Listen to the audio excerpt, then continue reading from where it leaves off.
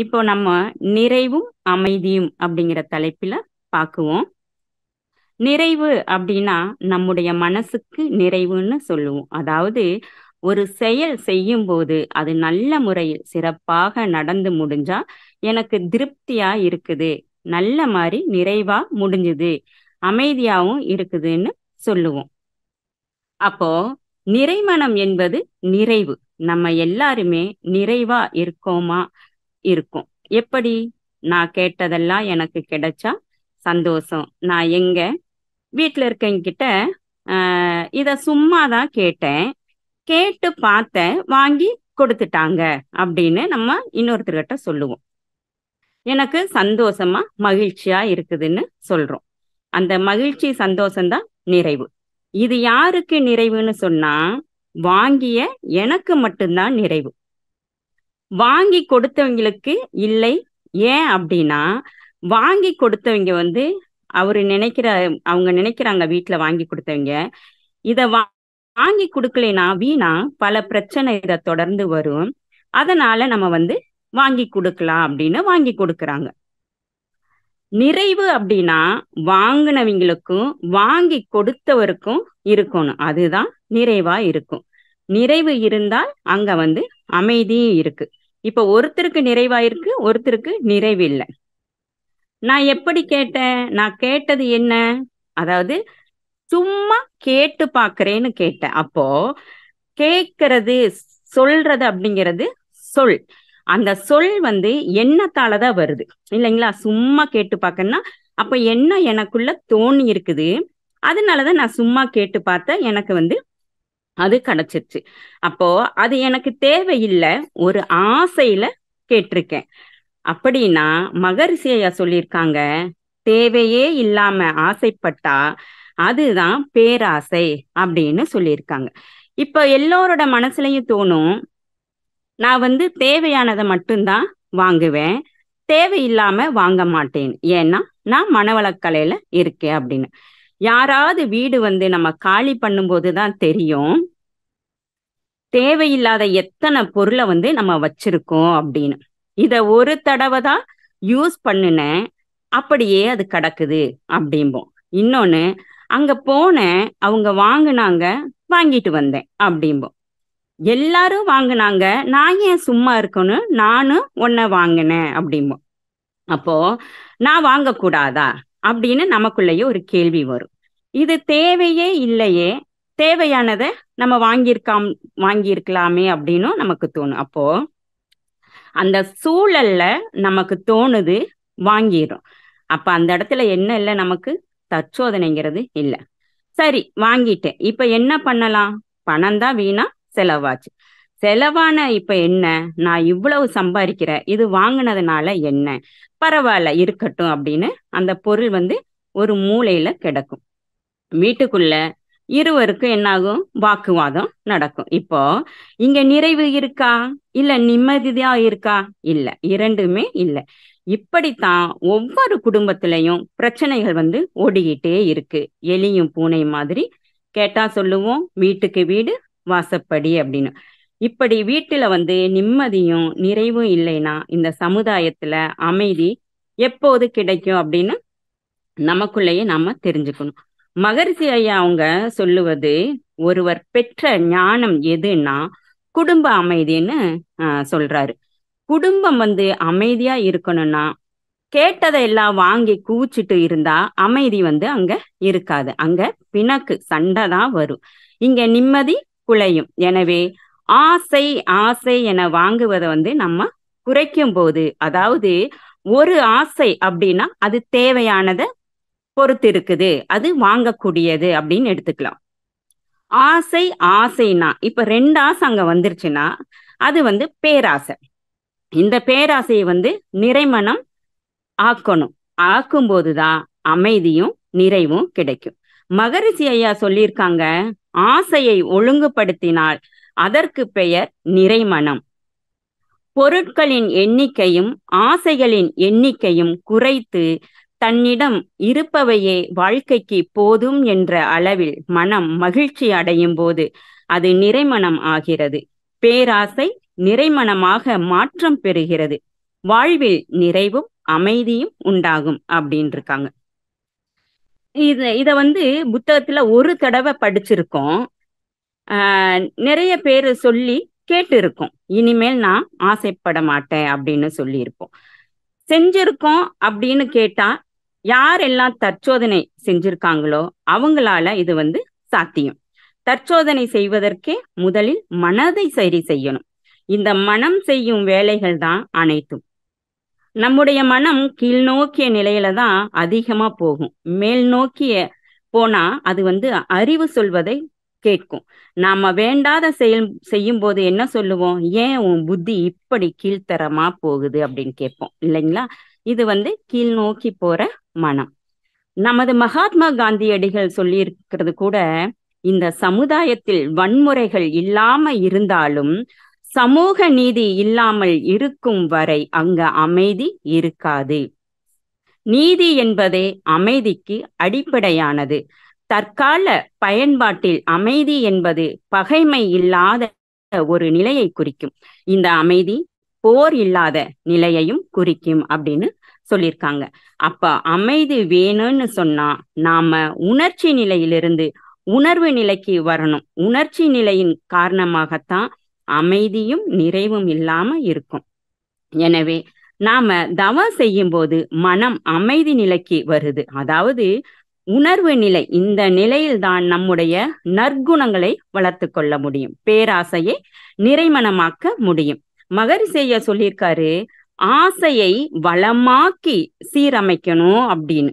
அப்போ நம்முடைய வாழ்க்கை முறையில முன்னேற்றம் வந்து கண்டிப்பா இருக்கணும். தேவைகளை வந்து பூர்த்தி செய்யற அளவுல இருக்கணும்.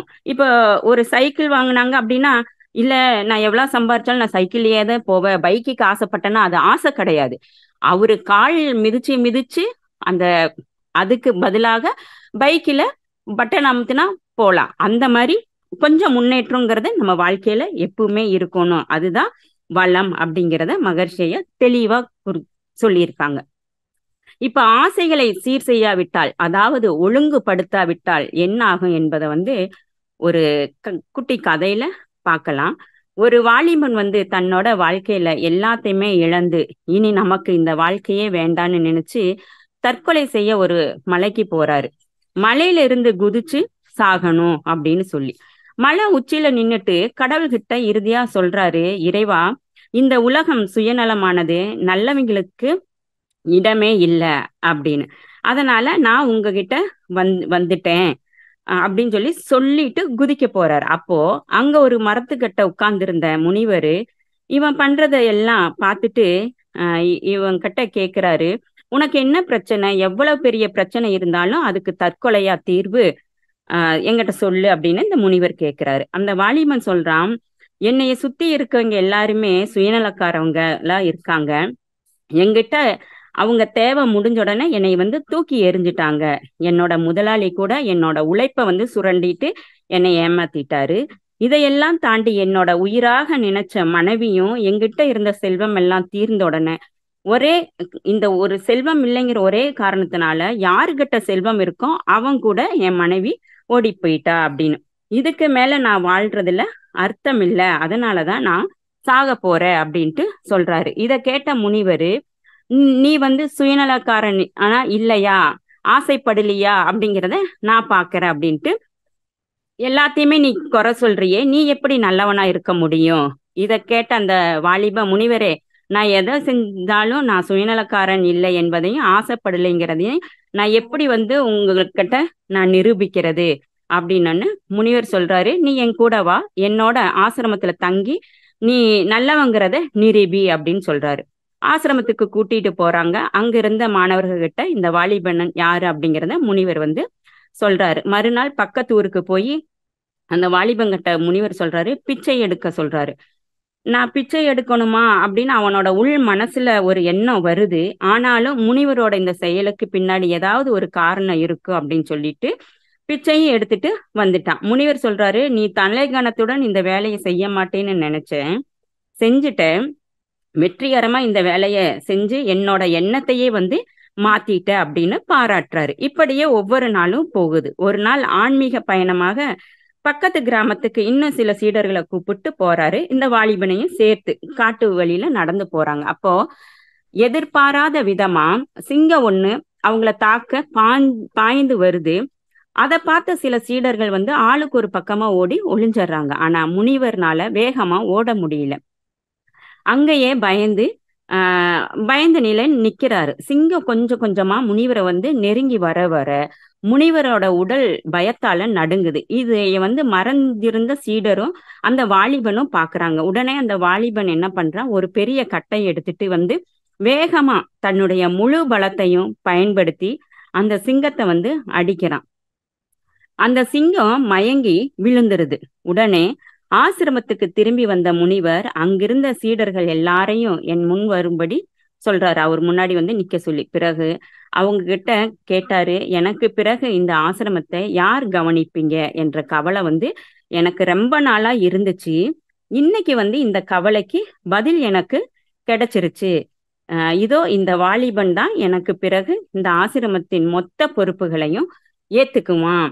எனவே அவனுடைய கட்டளைக்கு அடிபணிந்து நீங்க எல்லோரும் நடந்துக்கணும் அப்படின்னு சொல்றாரு முனிவர். இதை கொஞ்சமும் எதிர்பாராத அந்த வாலிபன் மகிழ்ச்சியில துள்ளி குதிக்கிறான். நான் தான் இந்த ஆசிரமத்துக்கு அடுத்த அதிபதியா அப்படிங்கிற ஒரு ஆசைய கொஞ்சம் கொஞ்சமா வளர்த்துக்கிறான். இப்படியே நாட்கள் போயிட்டே இருக்குது. ஒரு நாள் முனிவரின் உடல் நலம் வந்து பாதிக்கப்படுது. படுத்த படுக்கை ஆகிறாரு.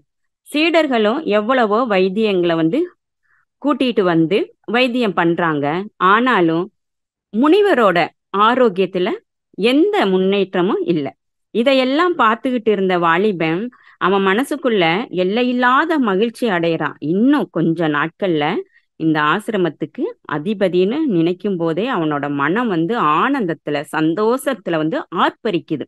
ஆனால் அங்க என்ன நடக்குது அப்படின்னா, அந்த வாலிபன் நினைத்தது போல எதுவுமே நடக்கல. ஒரு புகழ்பெற்ற வைத்தியரின் மருந்துனால முனிவர் வந்து கொஞ்சம் கொஞ்சமா உடல்நிலை தேறி வர்றத கவனிச்சு மனதுக்குள்ள வேதனைப்படுறான். இவன் நினைக்கிறான், முனிவர் வந்து உயிருடன் திரும்பி வந்தால் தன்னுடைய ஆசை நிறைவேறாது அப்படின்னு. ஒரு கட்டத்துல முனிவரை வந்து நம்ம கொன்றணும் அப்படின்னு நினைக்கிறான். அந்த கொல்லணுங்கிற முடிவும் எடுத்துறான். எப்படி வந்து கொல்வது என்று பல திட்டங்களை போட்டு பார்த்தான். ஒவ்வொரு திட்டத்திலையும் ஏதோ ஒரு குறை இருப்பதை உணர்றான். ஒரு முறை முனிவர் தன்னை வந்து ஒரு அறைக்கு அழைத்துட்டு போயிருப்பாரு.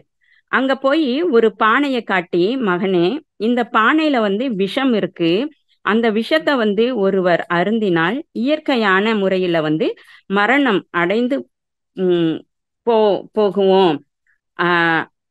தவிர யாராலும் இந்த விஷத்தாலதான் உயிர் பிரிந்ததுன்னு கண்டுபிடிக்க முடியாது அப்படின்னு சொல்லியிருப்பாரு. இது இந்த வாலிபனுக்கு நினைவுக்கு வரும். உடனே இதுதான் சரியான வழி அப்படின்னு நினைச்சு முனிவரை கொல்ல புறப்படுறான்.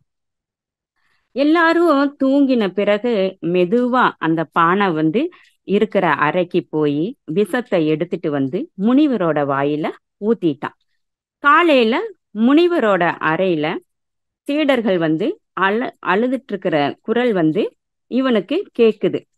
கேட்டு மனசுக்குள்ள மகிழ்ச்சியோட அங்கேயே சென்று உள்ள போய் பார்க்கறான். முனிவர் வந்து இறந்து இருக்கிறத பார்த்துட்டு, ஆகா, அடுத்ததாக ஆசிரமத்தின் பொறுப்புக்கான தன்னுடைய கட்டுப்பாட்டுக்குள்ள கொண்டு வருவதற்கான வேலையெல்லாம் நம்ம பார்க்க தொடங்கணும், தயாராகணும் அப்படின்னு இவன் மனசுக்குள்ள நினைச்சுக்கிட்டு கொஞ்ச நேரத்திலேயே அந்த முனிவரின் பழைய சீடன் ஒருவன் வந்து முனிவரின் மரணத்தை தெரிஞ்சு விஷம் வச்சிருந்த பானைய போய் பார்க்கறான். அதுல வந்து விஷம் இல்ல. அதிர்ச்சி அடைகிறான். யாரு? இன்னொரு சீடர். இது ஒரு அவர்கிட்ட இருந்த சீடர். அதில் விஷம் இல்ல. அதிர்ச்சி அடைஞ்ச உடனே முனிவர் இந்த சீடனுக்கு சொல்றது, இந்த சீடன்கிட்ட வந்து முனிவர் இவங்கிட்ட சொல்லியிருப்பாரு. அது வந்து இந்த சீடனுக்கு நினைவுக்கு வருது. என்னன்னா, நான் இறந்த செய்தி உனக்கு எப்படியாவது தெரிஞ்சிருச்சு அப்படின்னா உடனே என்னை வந்து பாரு. என்னோட மரணத்துல உனக்கு சந்தேகம் ஏதாவது இருந்துச்சுன்னு சொன்னா உடனே பக்கத்து அறையில இருக்கிற அந்த அறைக்குள்ள ஒரு பானை இருக்கும். அந்த பானையில இருக்கிற திரவத்தை எடுத்துட்டு ஊத்தினா எந்த சலனமும் இல்லாம என்னுடைய உயிர் வந்துரு அப்படின்னு. அதாவது இந்த சீடனுக்கு உயிர் போனா எப்படி வரும் அப்படிங்கறதுக்கான அந்த திரவத்தையும் அந்த வாலிபன் கட்ட விஷத்தையும் காட்டுறாரு. உடனே முனிவர் மற்ற சீடர்களை மற்ற சீடர்களை எல்லாம் போக சொல்லிட்டு அந்த வாலிபனை கூப்பிட்டாரு. அதான் இவருக்கு உயிர் வந்துருச்சு. அவன், முனிவரே என்ன மன்னிச்சிருங்க, ஆசை என்ற அரக்கன் என் கண்களை மறைச்சிருச்சு, அதனாலதான் என்னுடைய குணத்தை மறந்து இப்படி ஒரு கேவலமான ஒரு செயலை செஞ்சிட்டேன் அப்படின்னு கண்ணீர் விட்டு அழுகிறான்.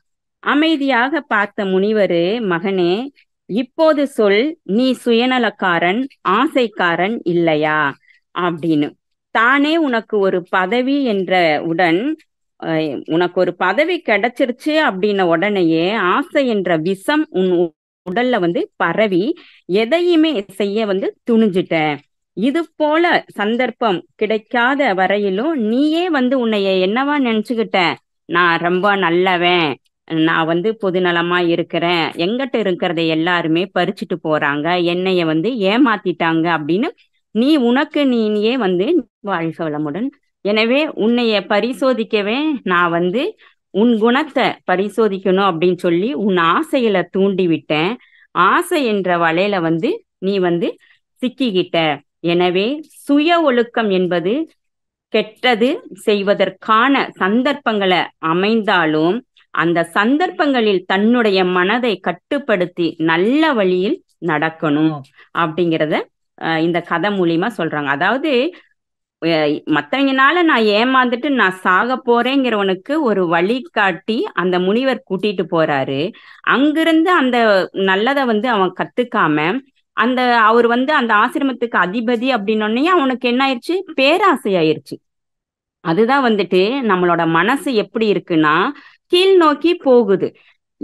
அதாவது ஆசைங்கிற இதெல்லாம் நம்ம அனுபவிக்கணும், வேண்டாத செயல்களை செய்யறதுக்கு மனம் ரொம்ப வேகமா நம்மளை தூண்டிவிடும். எனவே நம்ம மனதை கட்டுப்படுத்தி ஒழுங்கான வழியில நம்ம கொண்டு போனோம்னு சொன்னா எப்பொழுதுமே சரியான நம்மளுக்கு மன நிறைவும் அமைதியும் கிடைக்கும்.